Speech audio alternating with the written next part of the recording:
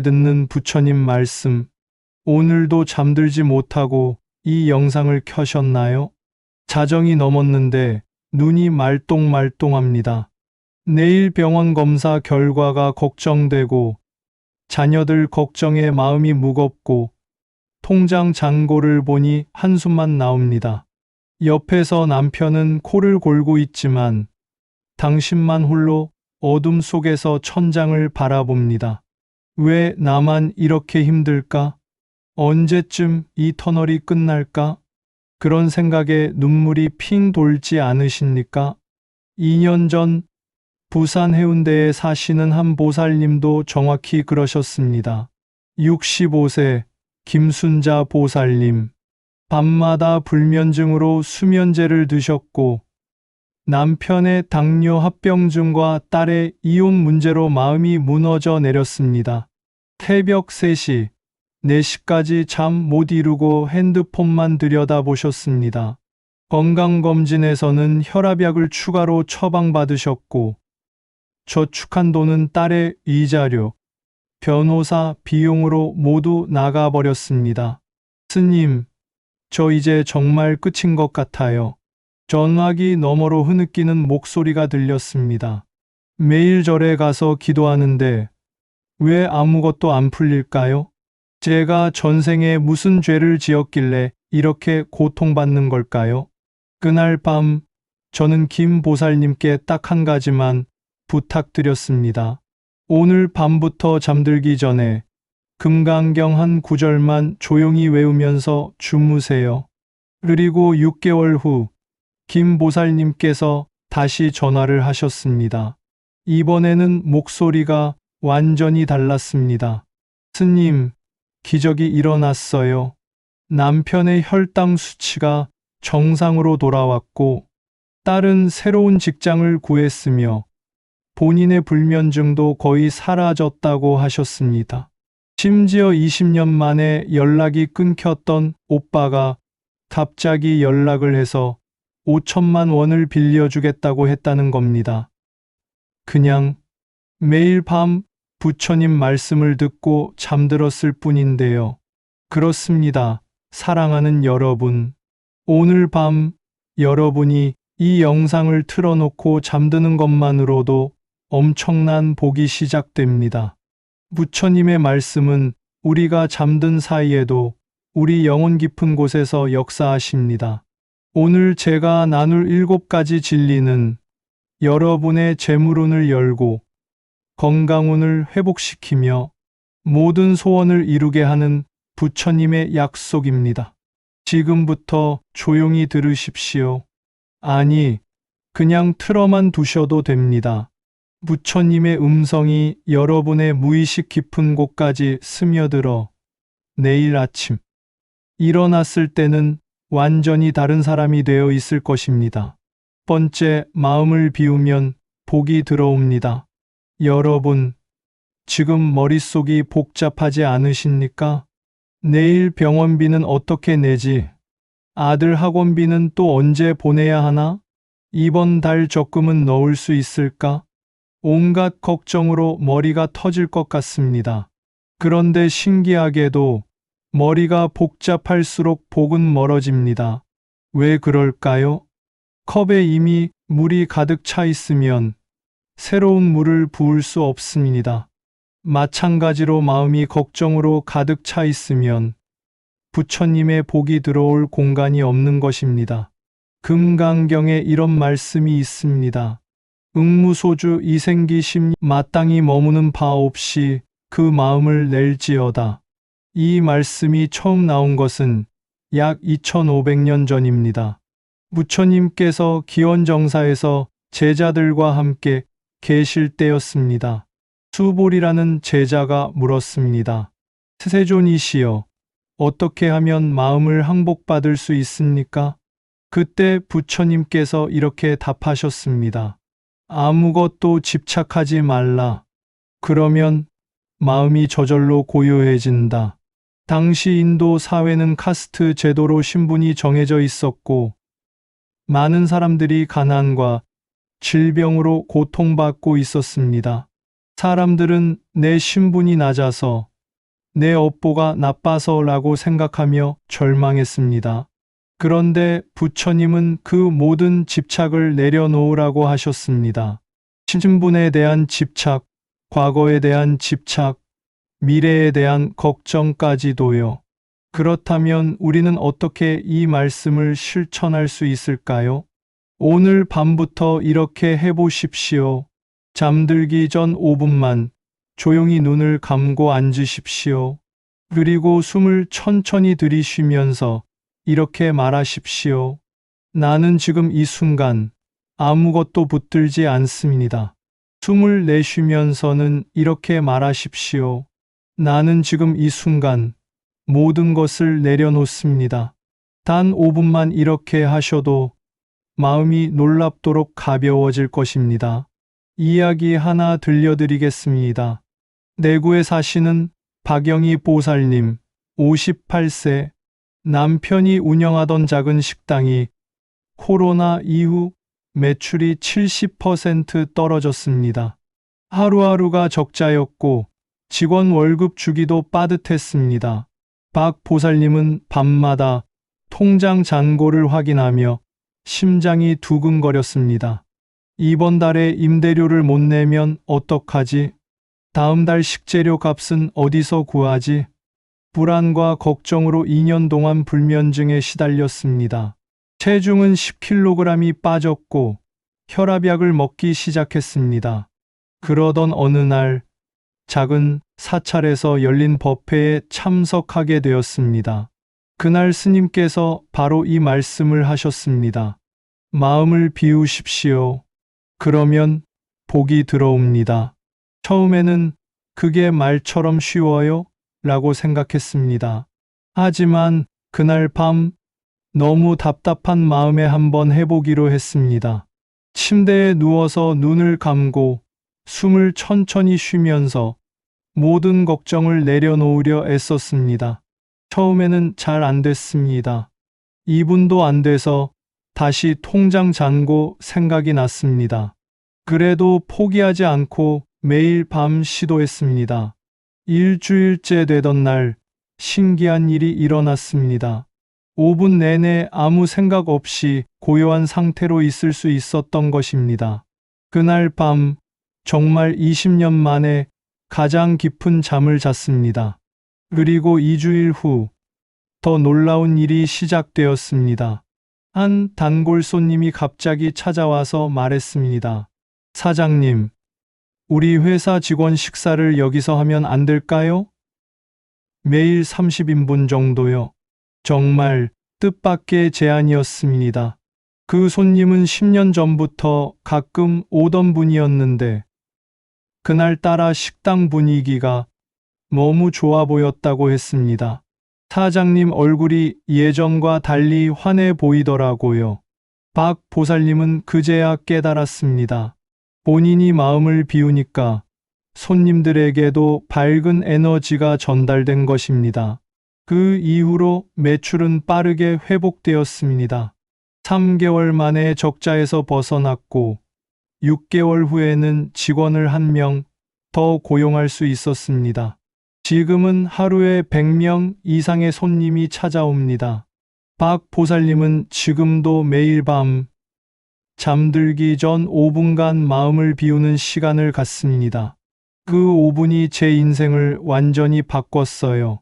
함께 기도하시겠습니까?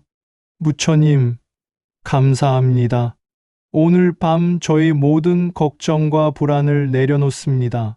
재정 걱정도, 건강 걱정도, 자녀 걱정도 모두 부처님께 맡깁니다. 지금 이 순간 저는 응무소주 이생기심의 진리를 믿습니다. 마음을 비우니 복이 들어옴을 믿습니다. 내일 아침 일어나면 새로운 은혜가 시작될 것을 믿습니다. 나무아미타불, 나무아미타불, 나무아미타불. 사랑하는 여러분, 오늘 밤 꼭 시도해 보십시오.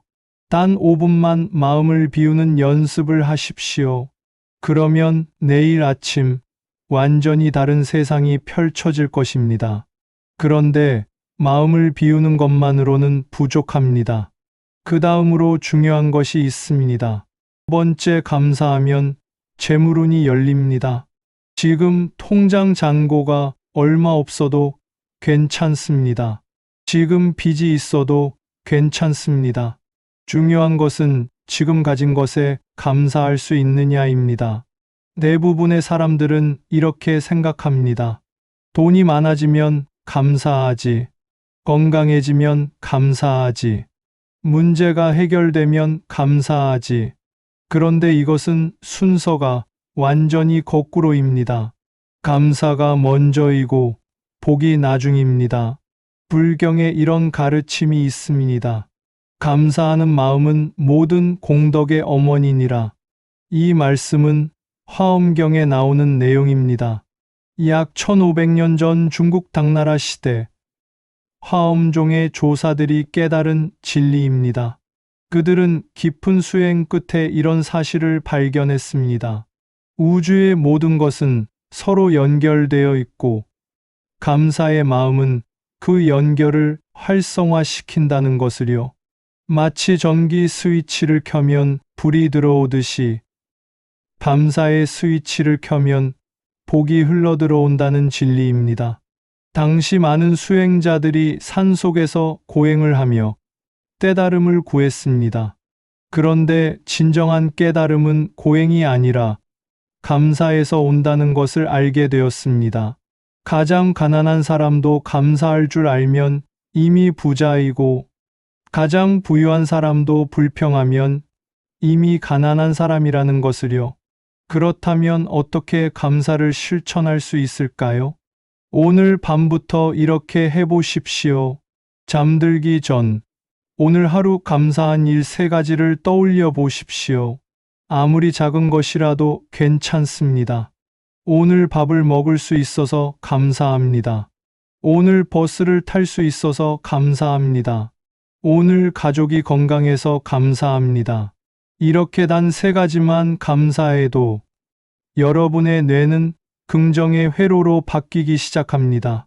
실제 이야기를 들려드리겠습니다. 서울 강서구에 사시는 이미숙 보살님, 62세. 남편이 7년 전에 교통사고로 돌아가신 후 혼자서 2 자녀를 키웠습니다. 청소 일을 하며 하루 6만 원을 벌었습니다. 한 달 수입이 150만 원 정도였는데 월세 50만 원의 생활비를 쓰고 나면 남는 게 거의 없었습니다. 딸은 대학생이었고 아들은 고등학생이었습니다. 등록금과 학원비를 대느라 매달 적자였습니다. 밤마다 잠을 이루지 못하고 계산기만 두드렸습니다. 이번 달 전기요금은 어떻게 내지? 다음 달 딸 등록금은 어디서 구하지? 3년 동안 이런 생활이 계속되었습니다. 우울증 진단을 받았고 신경안정제를 처방받았습니다. 그러던 어느 날 청소하던 건물의 사무실에서 우연히 법문 유튜브를 듣게 되었습니다. 그날 법문 제목이 감사하면 재물운이 열립니다 였습니다. 처음에는 돈도 없는데 무슨 감사를 해요? 라고 생각했습니다. 하지만 너무 막막한 마음에 그날 밤 한번 시도해 보기로 했습니다. 침대에 누워서 감사한 일 3가지를 떠올렸습니다.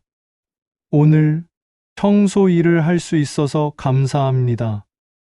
오늘 딸이 전화해서 사랑한다고 해줘서 감사합니다. 오늘 버스 기사님이 친절해서 감사합니다. 말하면서 눈물이 났습니다. 이렇게 작은 것에도 감사할 수 있다는 게 신기했습니다. 매일 밤 계속했습니다. 처음에는 3가지 찾기도 힘들었습니다. 일주일, 2주일, 한 달이 지나면서 점점 쉬워졌습니다. 한 달 반이 지났을 때 놀라운 일이 일어났습니다. 청소하던 회사의 사장님이 갑자기 불렀습니다. 이 보살님, 우리 회사에서 정식 직원으로 일하실 생각 없으세요? 관리팀에서 환경 담당자를 찾고 있는데 보살님이 딱이에요. 월급은 250만 원이었습니다.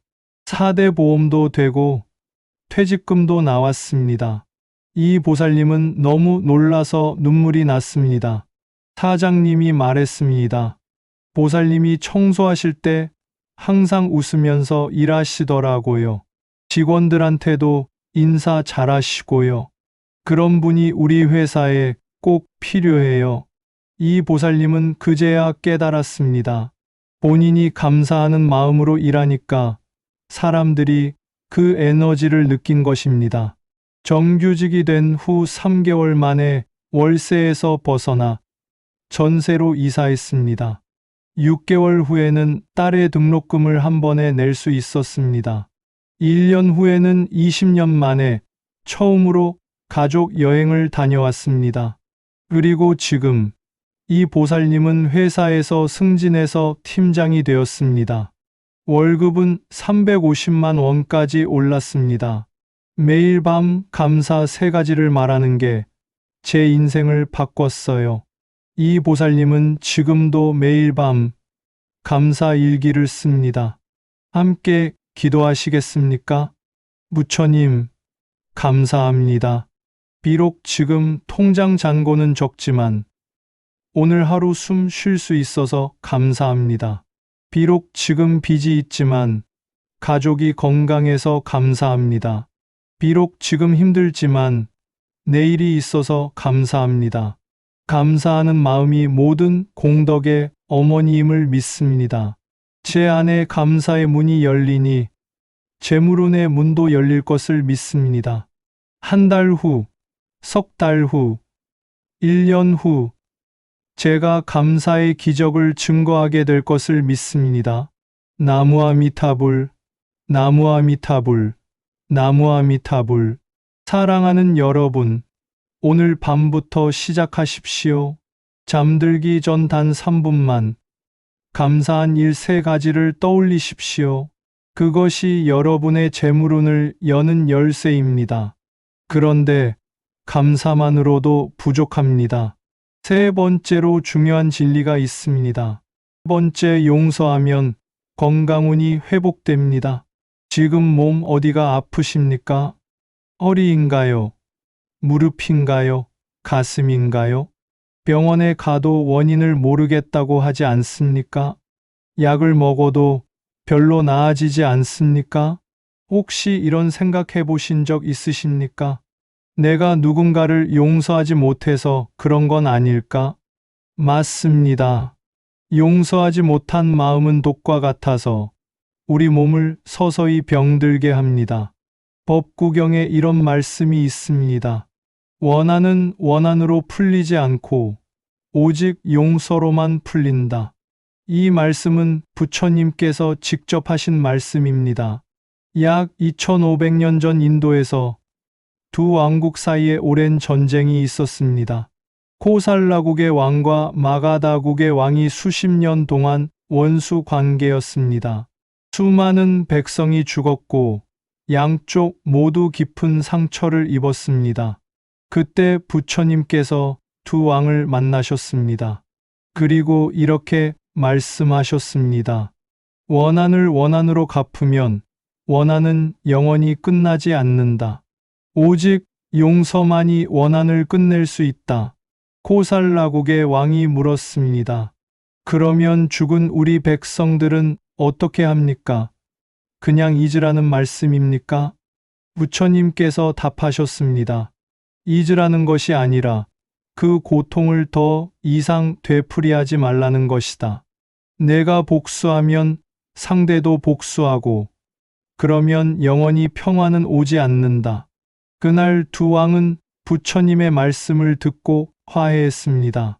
전쟁은 끝났고 양국은 평화 조약을 맺었습니다. 그런데 더 놀라운 일이 일어났습니다. 코살라국의 왕이 10년 동안 알아온 지병이 갑자기 낫기 시작한 것입니다. 의원들도 이유를 몰랐습니다. 왕은 깨달았습니다. 내 안의 원한과 분노가 나를 병들게 했구나. 그렇습니다. 용서는 상대를 위한 것이 아니라 바로 나 자신을 위한 것입니다. 어떻게 실천할 수 있을까요? 오늘 밤 잠들기 전에 이렇게 해보십시오. 먼저 눈을 감고 깊이 숨을 쉬십시오.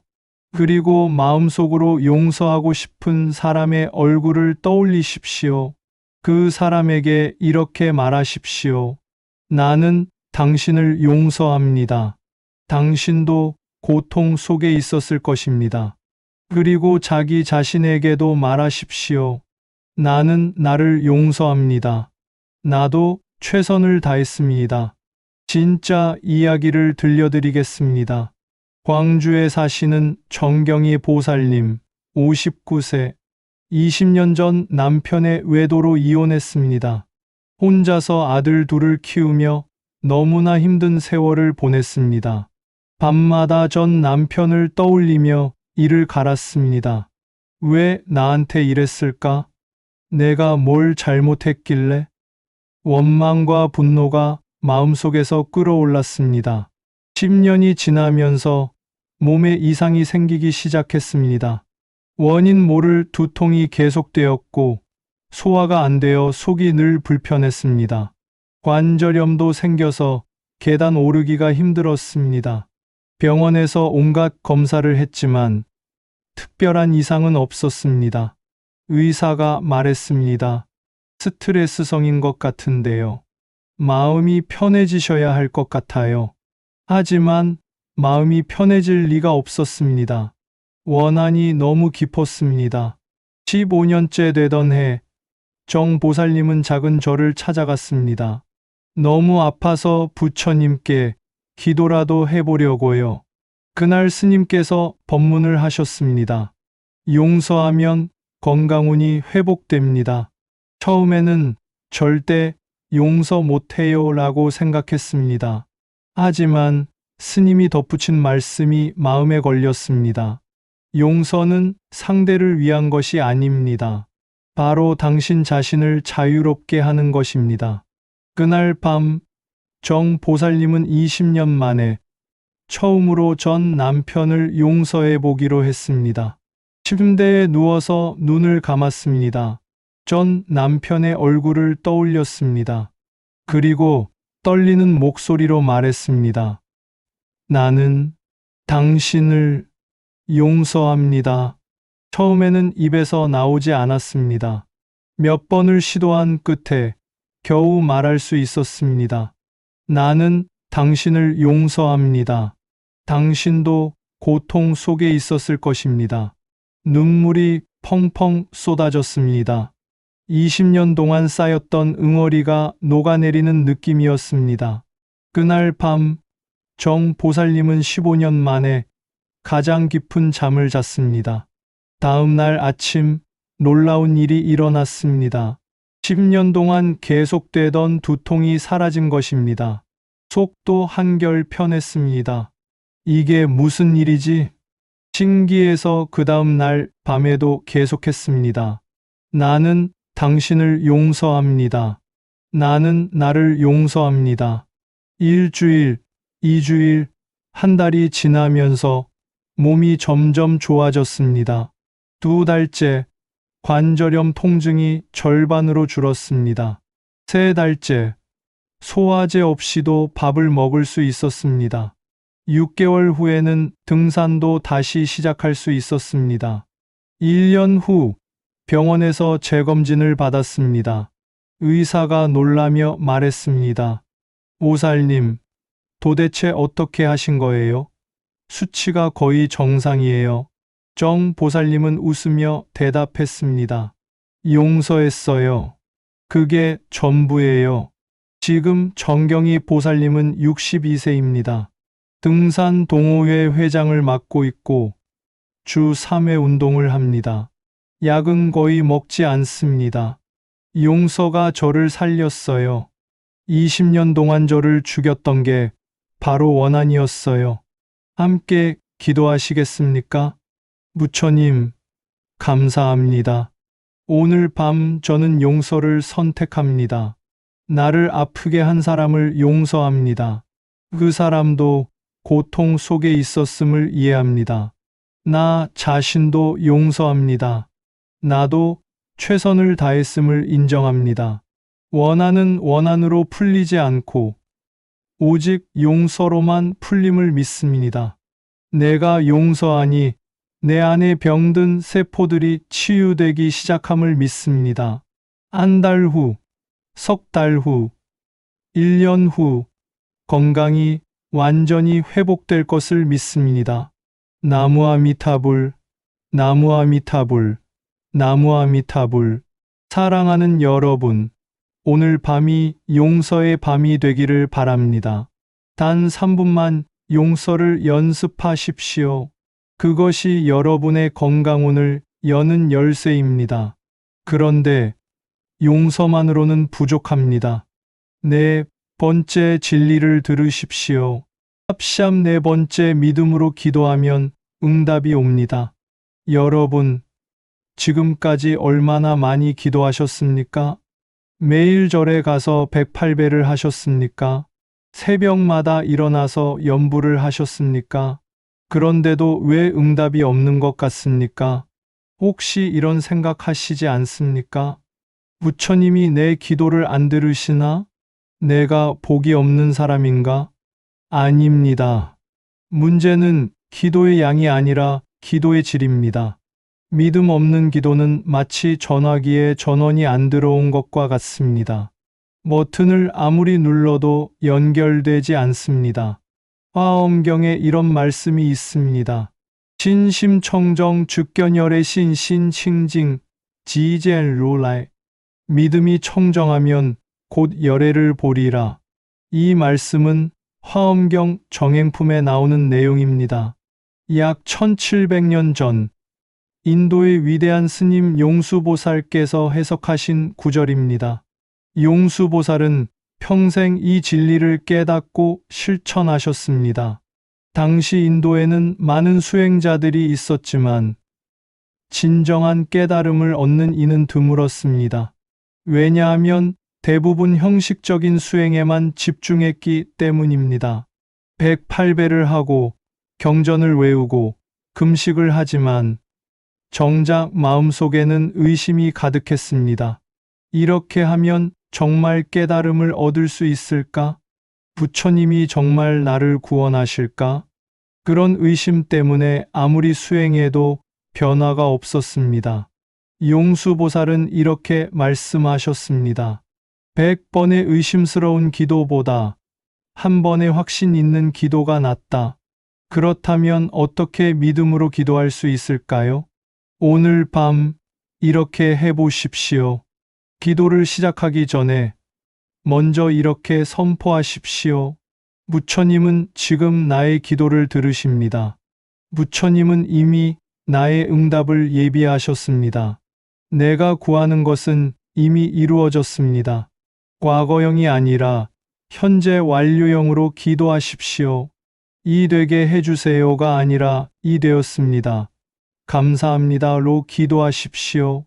실제 이야기를 들려드리겠습니다. 전주에 사시는 황순덕 보살님, 67세. 딸이 10년째 결혼하지 못하고 있었습니다. 딸은 이미 38세였고 좋은 인연을 만나기가 점점 어려워졌습니다. 황 보살님은 5년 동안 매일 절에 가서 기도했습니다.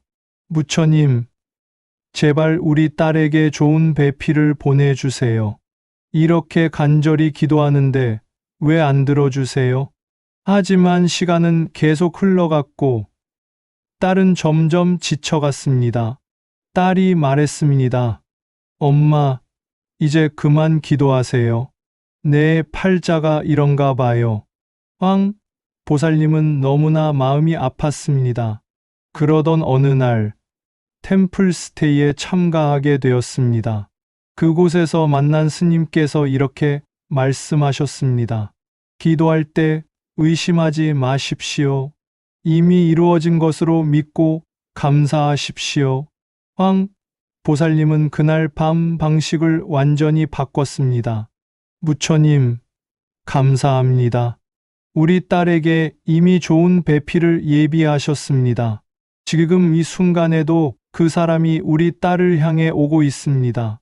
6개월 안에 만나게 될 것을 믿습니다. 감사합니다. 처음에는 이상했습니다. 아직 아무 일도 안 일어났는데 감사하는 게 거짓말 같았습니다. 하지만 매일 밤 계속했습니다. 이미 이루어졌습니다. 감사합니다. 한 달이 지났습니다. 아무 일도 일어나지 않았습니다. 그래도 계속했습니다. 이미 이루어졌습니다. 감사합니다. 2달째, 딸이 갑자기 말했습니다. 엄마, 회사에 새로 온 팀장님이 저한테 소개팅 주선해 준대요. 친척 동생인데 나이도 비슷하고 괜찮은 사람이래요. 황 보살님의 가슴이 두근거렸습니다. 혹시 이게 응답의 시작일까? 일주일 후, 딸과 그 남자가 첫 만남을 가졌습니다. 딸이 전화했습니다. 엄마, 이 사람 정말 좋은 것 같아요. 3달째, 2사람은 정식으로 사귀기 시작했습니다. 4달째, 남자가 청혼을 했습니다. 5달째, 양가 상견례를 했습니다. 정확히 6개월 후 결혼식 날짜를 잡았습니다. 황 보살님은 눈물을 흘리며 기도했습니다.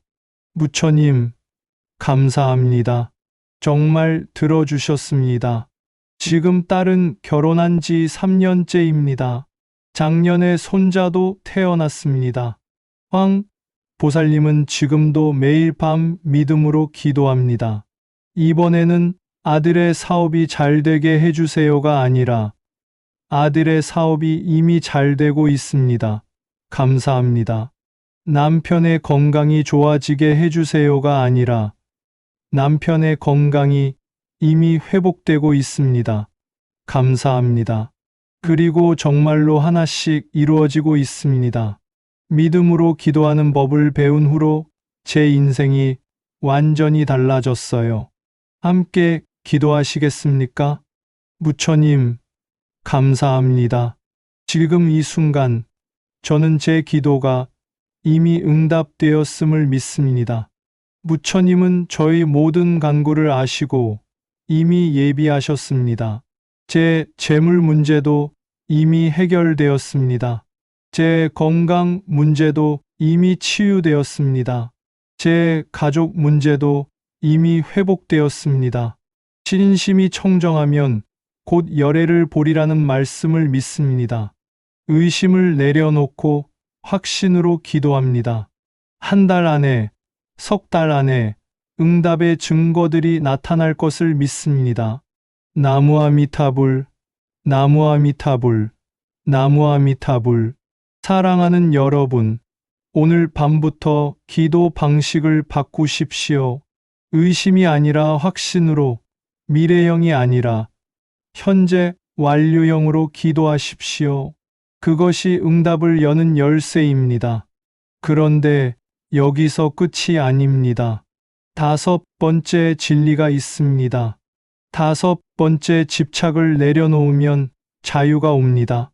지금 무엇을 너무 붙잡고 계십니까? 돈입니까? 자녀입니까?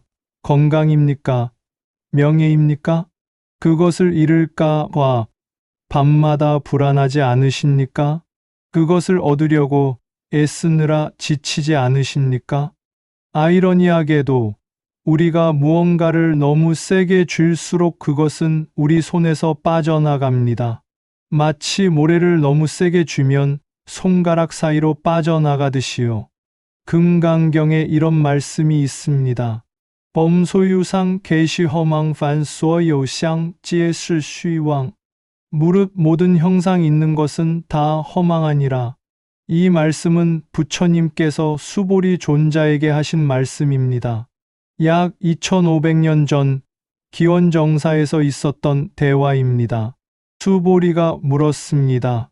세존이시여, 어떻게 하면 마음을 잘 다스릴 수 있습니까?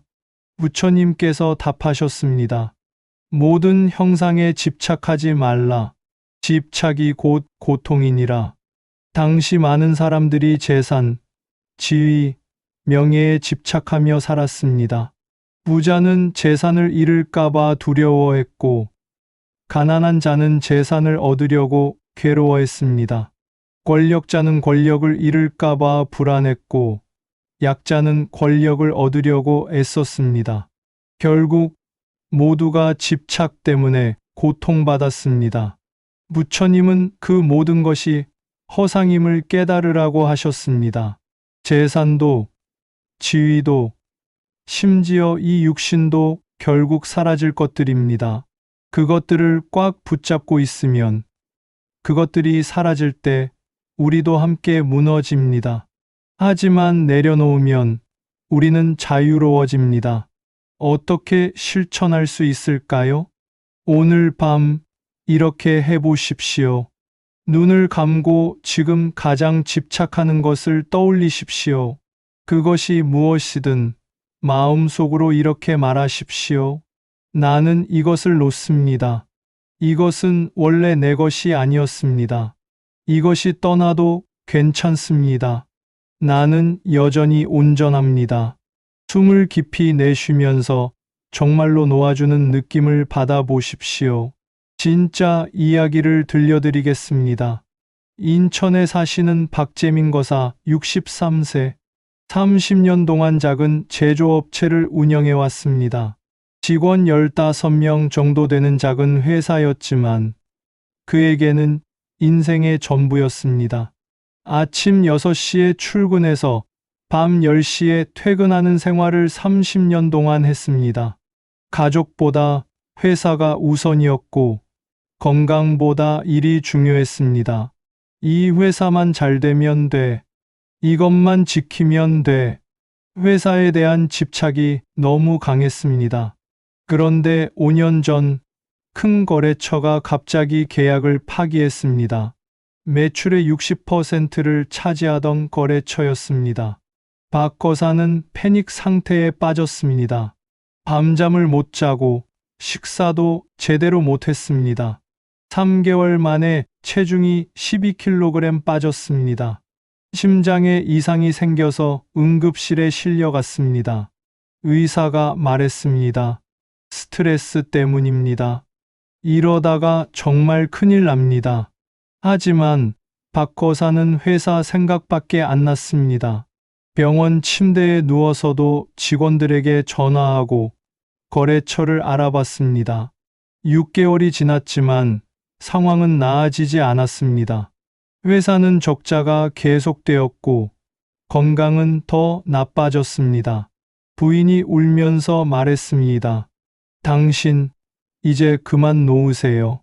회사보다 당신 목숨이 더 중요해요. 하지만 박 거사는들은 척도 안 했습니다. 이 회사는 내 인생이야. 이걸 잃으면 난 아무것도 아니야. 그러던 어느 날 부인이 강제로 절에 데리고 갔습니다. 스님께서 법문을 하셨습니다. 엄소유상 계시어망. 모든 것은 결국 사라질 것들입니다. 집착을 내려놓으십시오. 처음에는 화가 났습니다. 스님은 사업을 해보지 않아서 몰라. 내가 얼마나 애써서 이 회사를 키웠는데. 하지만 법문이 끝난 후 스님과 개인적으로 대화할 기회가 있었습니다. 스님이 물었습니다. 거사님, 회사가 없으면 당신은 정말 아무것도 아닙니까? 당신의 가족은요? 당신의 건강은요? 당신 자신의 가치는요? 그 질문에 박 거사는 말문이 막혔습니다. 그날 밤 집에 돌아와서 처음으로 생각해 봤습니다. 정말 이 회사가 내 인생의 전부일까? 이것을 잃으면 난 정말 아무것도 아닐까? 그리고 깨달았습니다. 지난 30년 동안 자신은 회사의 주인이 아니라 회사의 노예였다는 것을요. 그날 밤 처음으로 내려놓기로 결심했습니다. 침대에 누워서 눈을 감고 말했습니다.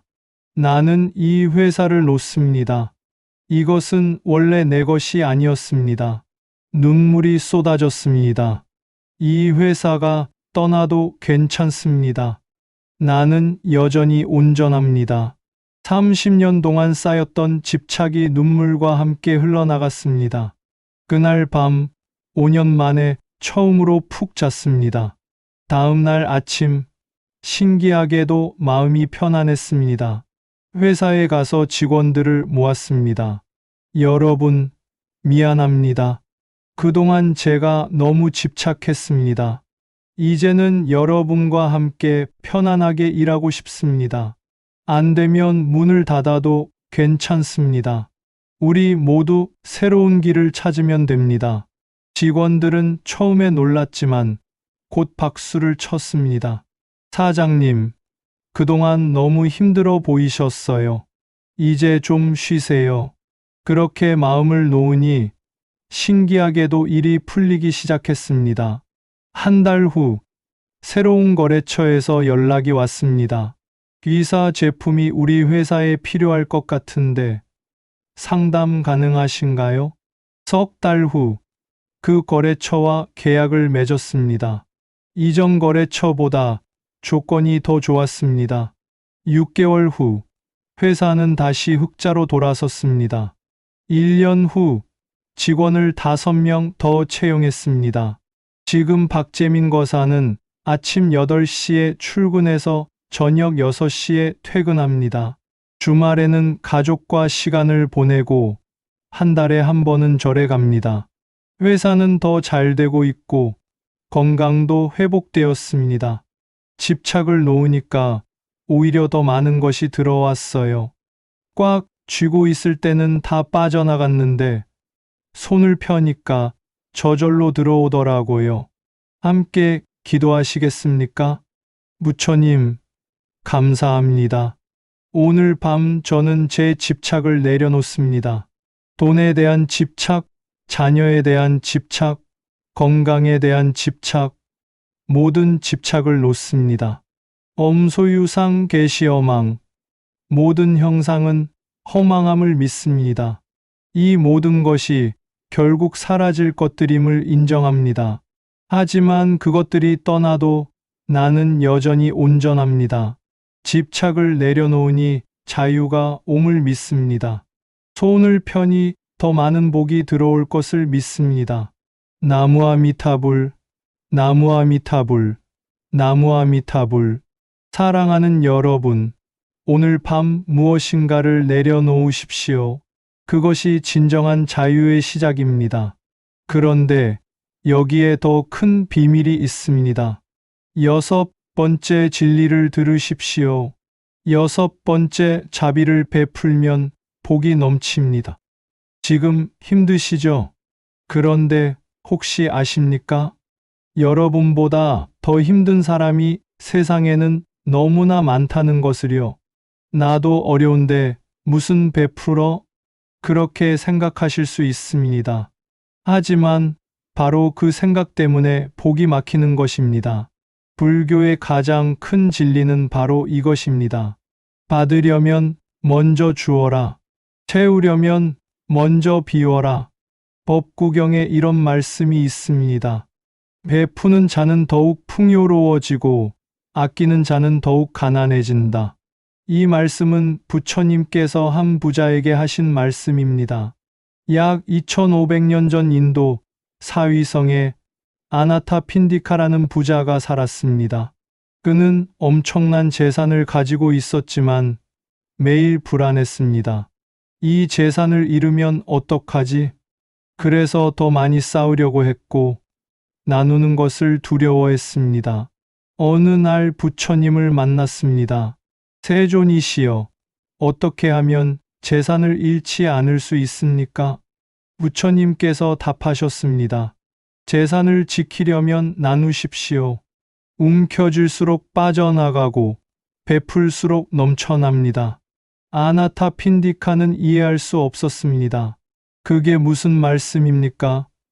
주면 줄수록 줄어드는 게 당연한 것 아닙니까?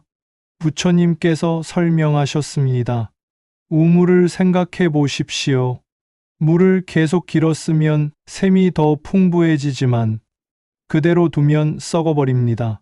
재물도 마찬가지입니다. 아나타 핀디카는 반신반의했지만 시험 삼아 시작했습니다. 매일 가난한 사람들에게 밥을 베풀었습니다. 아픈 사람들에게 약을 주었습니다. 처음에는 내 재산이 줄어들고 있다고 불안했습니다. 하지만 신기한 일이 일어났습니다. 베풀기 시작한 후로 사업이 더 잘 되기 시작한 것입니다. 사람들이 아나타 핀디카는 자비로운 사람이라고 소문을 냈고 더 많은 사람들이 그와 거래하고 싶어 했습니다. 1년 후 그의 재산은 오히려 2배로 늘어났습니다. 그는 깨달았습니다. 정말로 베푸는 자가 더 풍요로워지는구나. 그 후 그는 평생 자비를 베풀며 살았고 부처님의 가장 큰 후원자가 되었습니다. 어떻게 실천할 수 있을까요? 오늘부터 이렇게 해보십시오. 매일 작은 것 하나씩 베푸십시오. 돈이 없다면 미소를 베푸십시오. 시간이 없다면 좋은 말 한마디를 베푸십시오. 능력이 없다면 기도를 베푸십시오. 중요한 것은 금액이 아니라 마음입니다. 실제 이야기를 들려드리겠습니다. 포항에 사시는 김영숙 보살님, 64세. 남편이 5년 전에 암으로 세상을 떠난 후 혼자 작은 분식집을 운영하고 있었습니다. 하루 순수익이 3만 원에서 5만 원 정도였습니다. 한 달에 100만 원 남짓 버는 셈이었습니다. 월세 40만 원 내고 생활비 쓰면 저축할 여유가 없었습니다. 어느 날 분식집 앞에서 노숙자 한 분을 보게 되었습니다. 60대로 보이는 할아버지였는데 추운 겨울에 얇은 옷만 입고 계셨습니다. 김 보살님은 마음이 아팠습니다. 나도 어렵지만 저분은 나보다 더 어려워. 그날 저녁 장사가 끝난 후 남은 떡볶이와 순대를 포장해서 그 할아버지께 드렸습니다. 할아버지, 이거 드세요. 따뜻할 때 드세요. 할아버지는 눈물을 글썽이며 감사하다고 했습니다. 그날 밤 김 보살님은 기분이 이상하게 좋았습니다. 내가 누군가를 도울 수 있다는 게 이렇게 기쁜 일인가? 다음 날부터 매일 남은 음식을 그 할아버지께 드렸습니다. 일주일, 2주일, 한 달이 지났습니다. 그러던 어느 날 깔끔한 정장을 입은 중년 남자가 가게로 들어왔습니다. 사장님, 제가 지난달에 여기서 받은 음식 덕분에 버텼습니다. 놀랍게도 그 노숙자 할아버지였습니다. 저 원래 회사원이었는데 사업 실패하고 모든 걸 잃었어요. 그런데 사장님 덕분에 다시 일어설 힘을 얻었습니다. 지금은 작은 회사에 취직했고 앞으로 이 가게 단골이 되겠습니다. 그 후로 그 남자는 정말로 매일 점심을 먹으러 왔습니다. 그리고 주변 회사 동료들도 데리고 왔습니다. 여기 사장님이 정말 좋은 분이에요. 우리 여기서 먹어요. 한 달 후, 김 보살님의 가게는 점심시간마다 손님들로 붐볐습니다. 순수익이 하루 10만 원으로 늘었습니다. 석 달 후, 하루 15만 원까지 올라갔습니다. 6개월 후, 직원을 1명 고용할 수 있었습니다. 1년 후, 가게를 더 큰 곳으로 이전했습니다. 지금은 직원 3명과 함께 운영하고 있고, 한 달 순수익이 500만 원이 넘습니다. 김 보살님은 지금도 매일 어려운 사람들에게 음식을 베풉니다. 제가 베푼 게 아니에요. 부처님이 저를 통해 베푸신 거예요. 그리고 그 복이 100배, 1000배로 돌아왔어요. 가게 한쪽에는 이런 문구가 붙어 있습니다. 어려우신 분은 말씀하세요. 공짜로 드립니다. 한 달에 한두 번 정말로 어려운 사람이 와서 말합니다. 사장님, 저 돈이 없는데 먹을 수 있을까요? 김 보살님은 웃으며 말합니다. 당연하죠. 앉으세요. 맛있게 드세요. 그럴 때마다 가게 안에 다른 손님들이 감동합니다. 여기 사장님 정말 대단하다. 그래서 오히려 손님이 더 많아졌습니다. 함께 기도하시겠습니까? 부처님, 감사합니다. 비록 제가 가진 것은 적지만 오늘부터 베풀기 시작합니다. 돈을 베풀고, 시간을 베풀고, 미소를 베풀고, 사랑을 베풉니다. 베푸는 자는 더욱 풍요로워진다는 진리를 믿습니다. 제가 베푼 것이 100배, 1000배로 돌아올 것을 믿습니다. 우물물처럼 길었을수록 샘이 풍부해질 것을 믿습니다. 한 달 후, 석 달 후, 1년 후, 제가 복이 넘치는 사람이 될 것을 믿습니다. 나무아미타불, 나무아미타불, 나무아미타불. 사랑하는 여러분, 오늘부터 작은 것이라도 베푸십시오. 그것이 복을 부르는 가장 확실한 방법입니다. 이제 마지막 7번째 진리를 들으십시오. 7번째 인내하면 소원이 이루어집니다. 여러분, 거의 다 왔습니다. 지금까지 6가지 진리를 들으셨습니다.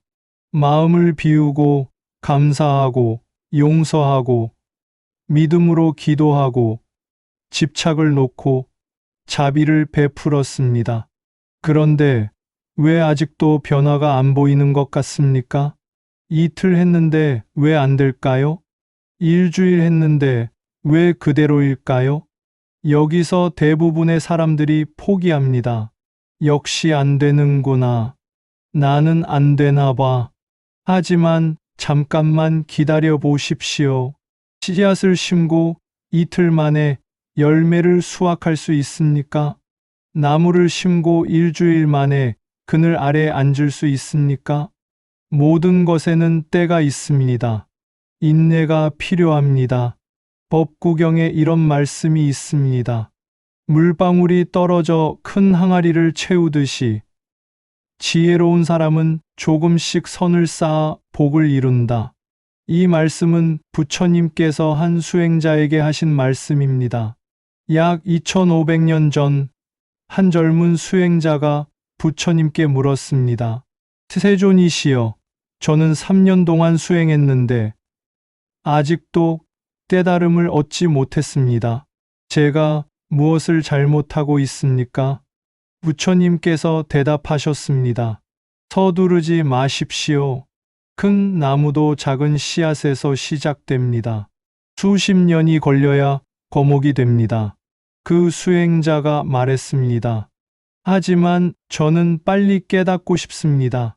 방법이 없습니까? 부처님께서 미소 지으며 말씀하셨습니다.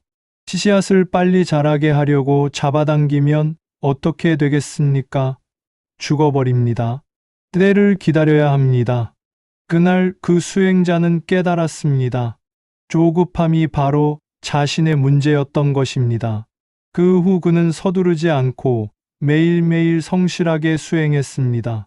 10년이 지난 후 그는 아라한의 경지에 올랐습니다.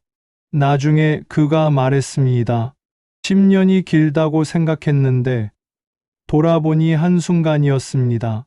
사랑하는 여러분, 지금까지 7가지 진리를 나누었습니다. 첫째, 마음을 비우면 복이 들어옵니다. 둘째, 감사하면 재물운이 열립니다. 셋째, 용서하면 건강운이 회복됩니다. 넷째, 믿음으로 기도하면 응답이 옵니다.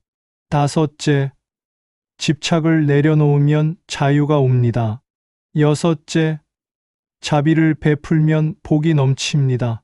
일곱째, 인내하면 소원이 이루어집니다. 이 7가지는 단순한 가르침이 아닙니다. 수천 년 동안 검증된 진리입니다. 실제로 수많은 사람들이 이것을 실천하고 인생이 완전히 바뀌었습니다. 오늘 밤 여러분도 시작할 수 있습니다. 지금 당장 모든 것을 할 필요는 없습니다. 한 가지만 선택해서 시작하십시오. 가장 마음에 와닿는 것 하나만 오늘 밤부터 실천해 보십시오. 그리고 한 달 후 여러분의 변화를 댓글로 나눠 주십시오. 정말 변했어요. 감사합니다.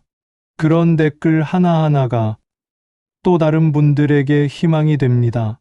이 영상이 도움이 되셨다면 좋아요 버튼을 눌러 주십시오.